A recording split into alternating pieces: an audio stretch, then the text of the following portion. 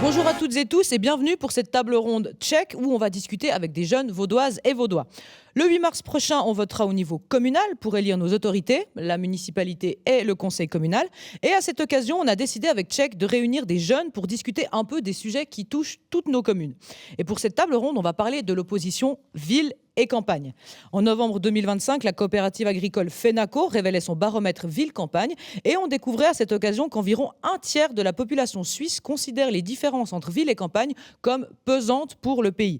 Alors, qu'est-ce qu'il en est au sein du canton de Vaud ? On va regarder un petit peu avec nos invités si on perçoit ces oppositions. Autour de la table, dans ces magnifiques canapés, j'ai 4 invités au profil varié qui viennent soit de très petits villages ou de plus grandes communes, voire même de villes. Et je vais les laisser se présenter parce qu'il n'y a pas de raison qu'il n'y ait que moi qui parle ici. Alors, on va commencer ici. Bonjour, Laura Munier, 29 ans et je suis originaire de Tartenien, petit village du cœur de la côte et j'ai eu la chance de grandir aussi dans ce beau village viticole. Lionel Tissot, j'ai 27 ans, je viens de Moiry, village du pied du Jura, toute petite commune de moins de 300 habitants. Et j'ai toujours grandi là-bas, j'ai toujours vécu là-bas et peut-être plus pour très longtemps. D'accord, suspense, on verra la suite. On continue. Aliénor Vautès, j'ai 31 ans. Moi, j'ai grandi à Échandon, qui est un petit village entre Lausanne et Morges, mais pas si petit. Je crois qu'à l'époque, il y avait 2000 et quelques habitants. Maintenant, je pense qu'on est à plus. Et là, j'habite depuis 2020 à Morges, commune de plus de 17 000, voire 18 000 habitants. Donc, j'ai un peu upgrade. Et Félix ? Alors, moi, c'est Félix Mac, j'ai 28 ans et puis j'habite actuellement Étoile. Riche village de la campagne vaudoise, à quelques minutes en train de Morges, donc c'est un peu coincé ville et campagne. Et puis tu as grandi à Saint-Pré, qui est aussi une Alors, grosse commune. Saint-Pré est mon village de cœur, donc voilà, j'ai fait plutôt les sociétés là-bas, mais c'est à côté. Hein.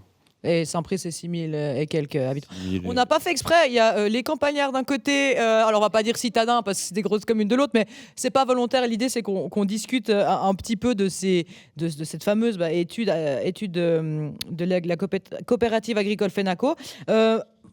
Première question tout simple pour se mettre un petit peu dans le bain. Pour vous, chacun votre tour, c'est quoi les différences majeures entre ville et campagne ? On commence là, cette fois. Félix. Les différences majeures, ouais, c'est quand même dur à dire. Hein. C'est clair, il y a, je pense que rien que l'aspect objectif, c'est plus gros.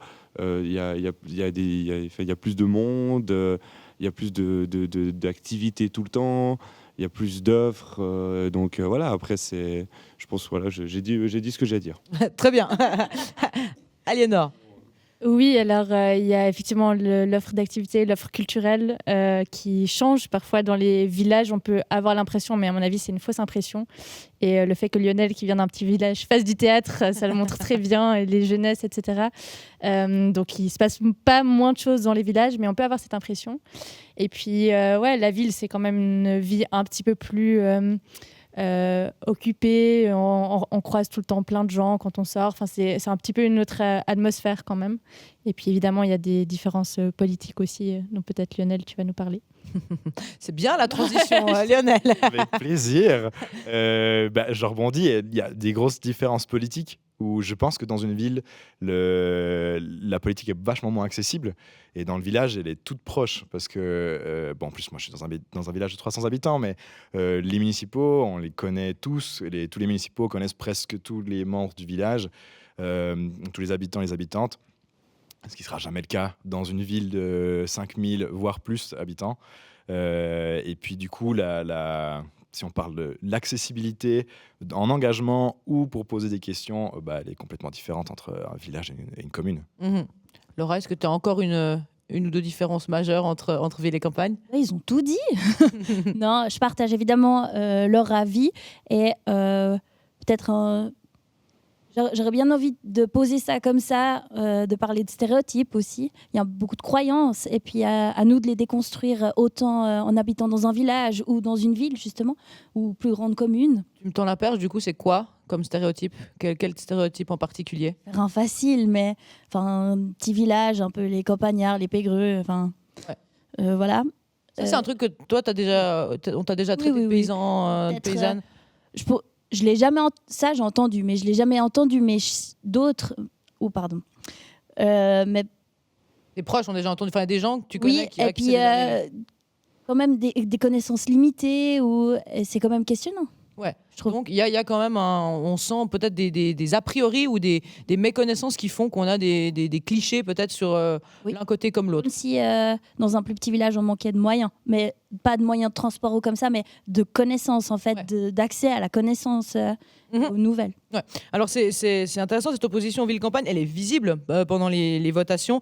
On l'a vu assez récemment par exemple avec l'initiative sur la biodiversité en 2024 qui a été rejetée à 63% alors que les grandes villes du pays avaient voté pour. Si on prend les votations récentes, d'ailleurs il y a 4 sur 5 qui présentent un peu un clivage ville-campagne. Est-ce que à votre niveau, vous, il y a des choses que, comme tu viens d'en parler là, que vous ressentez au quotidien qui vont dans ce sens d'opposition ville-campagne? Est-ce que peut-être Aliénor, toi qui as grandi dans une plus petite commune, maintenant que tu es à Morges, alors c'était quand même une commune dans l'agglomération morgeau-lausannoise, mais est-ce qu'il y a des choses dans ton quotidien qui te font ressentir ces oppositions-là entre ville et campagne? Dans mon quotidien, je sais pas, mais en fait, je pense que c'est peut-être parfois le fait qu'on se pose pas trop la question. Moi, j'ai justement une vie qui est très circonscrite à la ville. Alors, pas l'énorme ville, hein, c'est pas une mégapole, mais de fait, en plus, je vais à l'université, donc je voyage à peu près entre Morges et puis l'université, c'est un peu l'étendue de mon horizon. Et du coup, c'est aussi le fait parfois de se rendre compte qu'en fait, la campagne est toute proche. Moi, j'ai aussi quand même grandi beaucoup dans la campagne parce que j'ai toute une partie de ma famille qui vient de là-bas. J'ai longtemps été à la campagne aussi. Et de se rendre compte qu'en fait, il y a un moment où notre vie, elle se resserre. Et je pense que c'est ça aussi qui parfois ferme le dialogue, en fait, où on est tellement concentré sur notre propre existence et puis les problématiques qu'on rencontre dans notre environnement immédiat, qui fait qu'on a un petit peu de la peine à s'ouvrir aussi à ce qui en fait est vraiment juste à côté. Enfin, la campagne en Suisse, il n'y a pas besoin de faire des kilomètres. Enfin, tous nos villages sont à quelques minutes en fait de distance. Félix, tu es d'accord avec ça? Ouais, totalement. Moi, je pensais aussi qu'en fait, finalement, ces avis, ces stéréotypes, que autant qui sont inhérents à la ville qu'à la campagne, c'est beaucoup dû aux expériences de vie de chacun. C'est sûr. Moi, j'ai toujours grandi dans une campagne.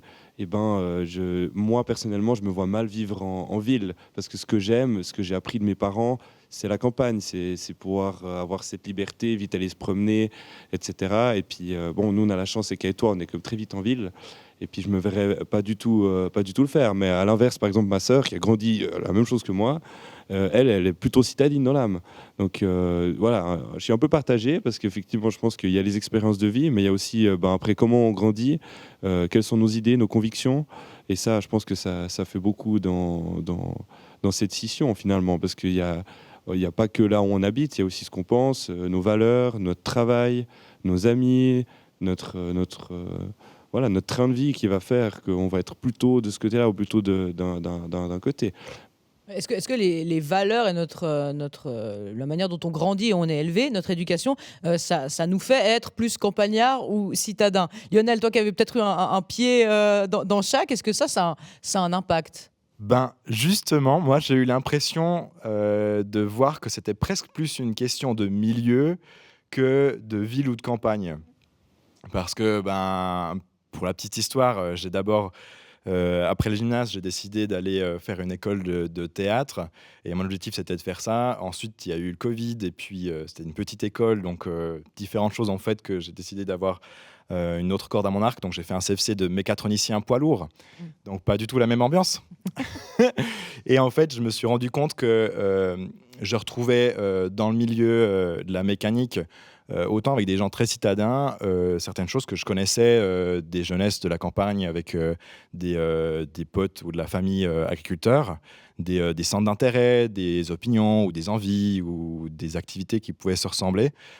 Et puis, en fait, du côté théâtre, ce que j'ai découvert avec des amis dans l'impro où je le retrouvais aussi avec des gens de mon village, des jeunes et des beaucoup moins jeunes, qui adoraient aller au théâtre, voir des pièces, et puis j'arrivais à retrouver des opinions, des idées qui se ressemblaient dans les deux, alors que on avait des vies qui étaient très différentes entre 300 habitants ou à Lausanne, c'est pas du tout la même ambiance. Et il y a peut-être des thématiques aussi qui font que c'est un peu polarisant. Je pense par exemple au loup. La première qui me vient, c'est clair qu'il y a aussi une question de distance, j'imagine. Hein. Quelqu'un qui vit à l'orée de la forêt, qui vit aussi proche des agriculteurs, n'aura pas la même sensibilité que quelqu'un qui est en ville. Et ça, selon toi, Laura, ce genre de thématique très polarisante, ça aussi, ça aide à construire cette opposition ville-campagne. Ça fait que les gens s'opposent parce qu'on ne se comprend pas. Je pense qu'il y a un bout où je suis d'accord avec ce que tu dis, mais d'un autre côté, ça n'enlève pas en fait le fait de s'intéresser correctement à une votation ou à aller questionner, si on vient plus d'une ville, d'aller questionner la réalité d'un agriculteur ou la réalité des personnes qui habitent proche d'une forêt et vice-versa. En fait, je pense que c'est à nous d'aller chercher et questionner la côté ou le plus loin en fait, pour avoir un avis sans partir de préjugés ou de stéréotypes. Est-ce que justement ce dialogue et cette envie de comprendre ce que l'autre sent, c'est quelque chose qui aujourd'hui se perd un peu? Aliénor, je ne sais pas si tu as ton point de vue depuis Morges. Est-ce que on cherche assez, ou est-ce qu'on cherche assez à s'entendre, à comprendre les gens de la vallée de Joux, du Nord vaudois, où ça se perd naturellement parce que, comme tu le disais, on est peut-être dans notre train-train quotidien et puis on ne cherche pas forcément à comprendre le point de vue des autres? Je ne sais pas si ça se perd, j'espère pas en tout cas. Peut-être, puisqu'il semble que les sondages montrent qu'il y a un clivage de plus en plus large entre la ville et la campagne. J'en connais pas les raisons exactes. Mais non, je pense qu'il y a toujours des gens qui ont l'ouverture d'aller vers les personnes. Et puis, il y a aussi plein de choses dans notre culture qui participent au dialogue, comme là, on va avoir une votation importante sur la SSR, la redevance, le fait d'avoir de l'information qui circule, de l'information neutre, en fait, pour tout le monde, pour toute la Suisse, toute la Romandie. Et donc, en fait, il y a plein de manières de maintenir un dialogue entre la ville et la campagne, et il faut juste se donner les outils et les moyens de le faire. Félix, toi, tu as un petit peu expérimenté ça parce que tu as été président du Giron du Pied du Jura l'année dernière, donc le Giron des jeunesses campagnardes, qui s'est tenu à Saint-Pré, donc très très proche d'une ville qui est Morges. Est-ce que tu peux nous partager un peu cette expérience? Comment ça s'est passé? Par exemple, parce que là, c'est vraiment une manifestation qui est vraiment reconnue comme étant campagnarde, on dit les jeunesses campagnardes. Comment ça s'est passé finalement? Co-président. Co-président, pardon, excuse-moi, oui, co-président. Alors, comment ça s'est passé? Sur plusieurs points. Hein. Déjà, si je parle juste du début de l'aventure par rapport à cette scission, nous, c'était assez drôle parce qu'en fait, c'est clair que les girons ont comme une connotation très campagnarde. Pour faire un giron, il faut plusieurs cordes à son arc, dont des agriculteurs, dont des métiers très manuels. Et puis, même nous, au début, on n'y croyait pas à Saint-Pré. Hein. On n'avait pas tout, la jeunesse, on n'avait pas tout, mais finalement, on a eu la chance d'être quand même très bien entouré. Tout ça s'est bien passé pour notre organisation. Puis après, vis-à-vis du public, je pense que nous, on avait une de nos forces, en fait, c'était d'être au bord du lac et être proche des villes, proche des moyens de communication, le train, bus. Nous, on a beaucoup joué là-dessus. Hein. Et puis, clairement que dans notre vision, en tout cas avec le comité, nous, on a plus eu, presque, si je peux oser le dire, un peu un giron, un peu festival, un peu côté ville. On a fait plein de choses, qu'on a essayé de sortir un peu de l'ordinaire. Et puis, tout en innovant. Hein. Les jeunesses innovent tout le temps. Et puis ça, il faut les mettre en avant. Hein. Et un nouveau public, j'imagine aussi, du coup. Avec cette proximité, est-ce que les citadins, alors évidemment, Morges, on l'a dit, c'est pas non plus une mégapole, mais est-ce que les gens de Morges sont un peu venus s'intéresser? On parlait avant de comment faire des liens, comment se comprendre. Est-ce que toi, tu as pu le constater? Nous, notre village était très reconnaissant qu'on fasse un giron parce que c'est vraiment... Je pense qu'il y a d'autres villages qui sont plus à même, dû aussi parce que tout le monde est passé par la jeunesse ou des sociétés locales qui vont dans les jeunesses. Mais nous, Saint-Pré, c'était vraiment pas le cas. Donc, mais le village était très reconnaissant qu'on organise un giron campagnard dans cette région. Ça a ouvert l'esprit sur l'engagement des jeunesses et puis même de l'engagement de manière générale, je dirais, hein, parce que moi, je ne connais pas le taux d'engagement à Saint-Pré, mais ça a mis en avant ce que c'est de s'engager par cette grosse manifestation. Enfin, on a dû remuer tout village pour pour trouver des bénévoles et puis du staff.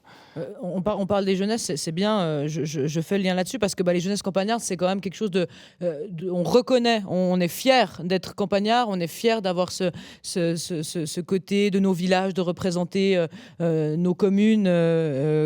Qu'est-ce qu'on fait de ces différences finalement? Est-ce qu'il faut les gommer au maximum pour qu'on soit tous finalement humaines et humains d'une seule entité, ou est-ce que justement il faut les conserver et puis savoir chacun d'où on vient et puis s'en rappeler? Laura ou Lionel, je sais pas si... Lionel? Alors, mais moi, je suis assez pour les garder tout en cultivant la porte d'entrée parce que je pense que c'est pas une solution et un objectif à rechercher d'être tous les mêmes et de tout gommer nos différences.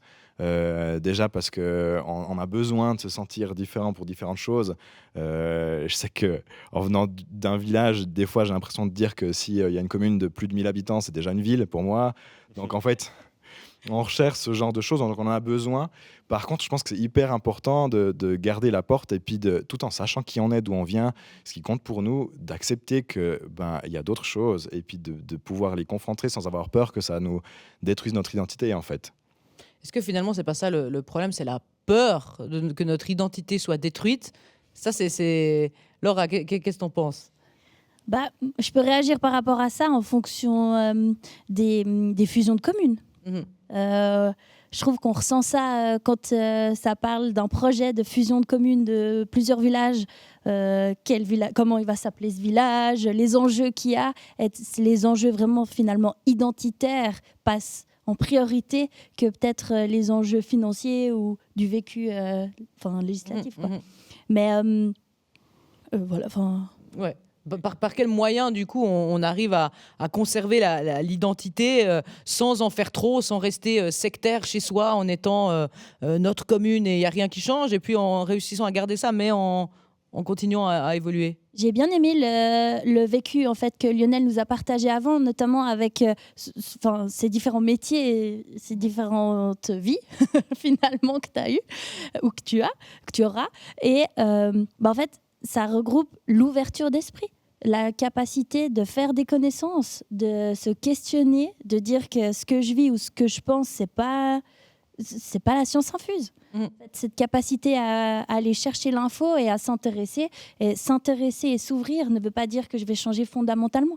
Loin de là. En fait, c'est remplir quelque chose et apprendre des choses. Tu voulais réagir, Lionel?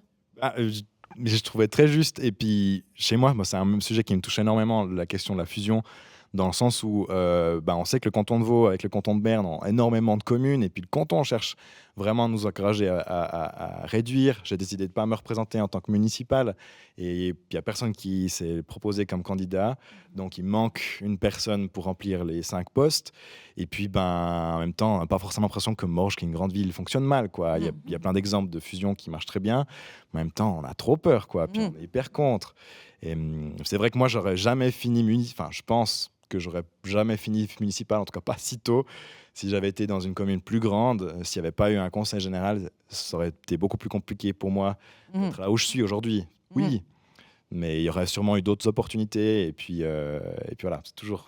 Ah ouais. Donc la petitesse, ça offre aussi des opportunités qu'on n'aurait pas forcément ailleurs, et il faut savoir jouer ça. Aliénor, avant tu disais il y a toujours des gens qui s'intéressent, qui cherchent à comprendre. Qu'est-ce qu'on pourrait faire aujourd'hui pour rapprocher ville et campagne? Est-ce que tu as des idées, et vous autour de la table, est-ce que vous avez des idées sur qu'est-ce qui pourrait nous rapprocher? Est-ce que ça passe par... Il y a beaucoup de propositions d'écoles dans la forêt. Je ne sais pas si tu fais ça, toi, Félix, avec tes élèves, d'écoles à l'extérieur.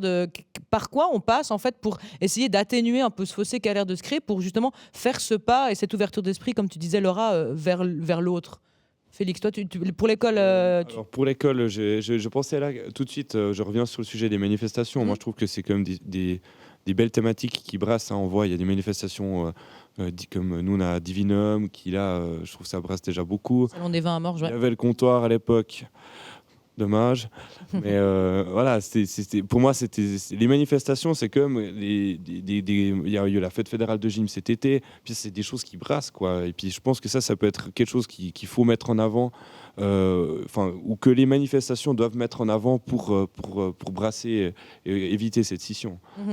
Ouvrir des deux camps, vraiment, l'avantage de faire une manifestation tant en ville que tant à la campagne, parce que finalement, maintenant, les campagnards sont très contents d'aller à la ville faire une manifestation, et puis inversement. Aliénor, d'autres idées? Ouais, moi je suis d'accord avec ça. Moi j'ai un peu de l'art de manière générale, de l'art, l'impro c'est de l'art populaire et puis en fait d'amener ça dans plein d'endroits. Il y a pas longtemps, je suis allée jouer dans un caveau à Yan, enfin Villars-sous-Yan, qui est le village en dessous où ma famille habite. Et en fait, c'était tellement super d'aller là-bas, d'aller dans un nouvel endroit, de changer complètement de public. Et puis, ça faisait des échanges tellement différents avec les gens. Et en même temps, il y avait plein de choses qui marchent exactement la même chose dans l'humour, dans ce qu'on peut proposer.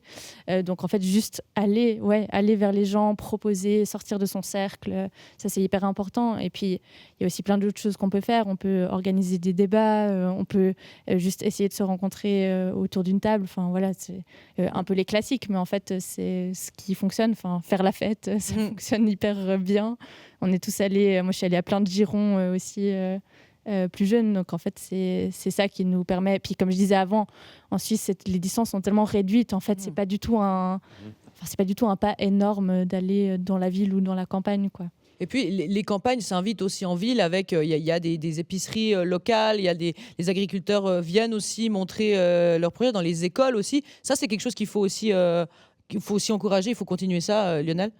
Moi, je suis assez pour, ouais. Et même au-delà de la question ville-campagne, mais je pense que c'est hyper bien de pouvoir réduire l'impression de la distance et l'impression de la différence. Parce que je trouve que c'est hyper pertinent ce que tu dis sur cette histoire on est tout proche, quoi. Et puis ça passe aussi, mais je pense que ça passe aussi par l'école, parce que quand on est enfant, on a toujours ce qu'on garde de ce qu'on reçoit de nos parents. Et puis ensuite, ce qu'on reçoit à l'école, c'est là un petit peu où on a l'opportunité d'avoir des nouvelles visions, des nouvelles pensées. Et donc, je pense que c'est un lieu assez à privilégier si on veut donner une opportunité de redécouvrir. Le Covid a eu beaucoup de conséquences, bonnes ou mauvaises, mais une des bonnes conséquences, en tout cas apparemment, c'est que les gens ont un peu renoué avec la campagne. Je discutais il n'y a pas longtemps avec un agriculteur de la vallée de Joux qui disait qu'ils n'avaient jamais vu autant de monde à cette période-là. Il y a eu ça, maintenant ça s'est un peu tassé. Outre les manifestations, qu'est-ce qu'on peut mettre en place? Tu parlais de débat, Aliénor. Est-ce qu'il ne faudrait pas simplement, je ne sais pas, je vais dans l'extrême, mais vous savez, il y avait l'émission On a échangé nos mamans. Est-ce qu'il ne faudrait pas aussi un peu porter par des initiatives un peu comme ça, de faire venir les gens faire des journées, des portes ouvertes, que ce soit dans les caves, que ce soit dans les fromageries ou chez un agriculteur. Et ça peut être aussi une idée pour que les gens soient curieux et poussent un peu la porte de la campagne pour venir s'informer un peu de comment ça se passe. Laura, qu'est-ce que t'en penses? J'ai l'impression que c'est un truc qui te parlerait. Mais ça fait un petit moment que je veux réagir aussi par rapport à ce que disait Lionel. Je fais une petite aparté, mais par rapport à l'école, aussi de l'importance de l'école. Donc, je ne suis pas enseignante, mais éducatrice de l'enfance en UAP. Et je trouve l'importance des adultes, n'importe quel corps de métier, en fait, qui gravite autour de l'enfant aussi et du jeune adulte finalement, l'impact qu'on peut avoir sur ce qu'on donne comme discours. Et je reviens sur cette ouverture d'esprit. Je pense que c'est primordial et je pense que l'école ou le cadre de l'enseignement peut avoir un gros rôle là-dedans, puis peut-être planter une petite graine sur une remise en question peut être pas mal. Donc pour cette école un peu dans la forêt, cette école à l'extérieur, c'est quelque chose qui... Mais je crois même, certes, l'école en forêt, parce qu'on se rend en campagne, mais je pense que rien que dans le cadre ordinaire de l'école, l'ouverture d'esprit, je pense que là, on peut déjà toucher une belle corde.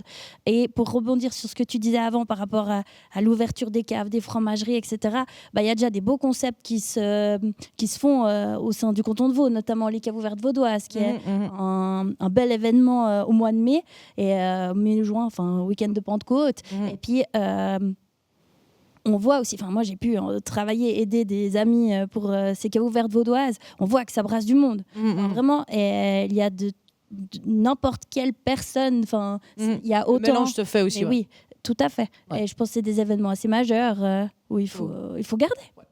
Très bien, dites-nous vous ce que vous en pensez en nous écrivant sur Check, sur Instagram ou en commentaire de la vidéo que vous pourrez voir sur YouTube. On a fait le tour, c'est la fin de cette table ronde. Merci d'avoir répondu à notre invitation, c'était très intéressant. Et puis n'oubliez pas, il y a les votations le 8 mars, donc allez voter, allez glisser votre bulletin dans l'urne pour vous aussi vous investir à votre petit niveau communal, cantonal et fédéral.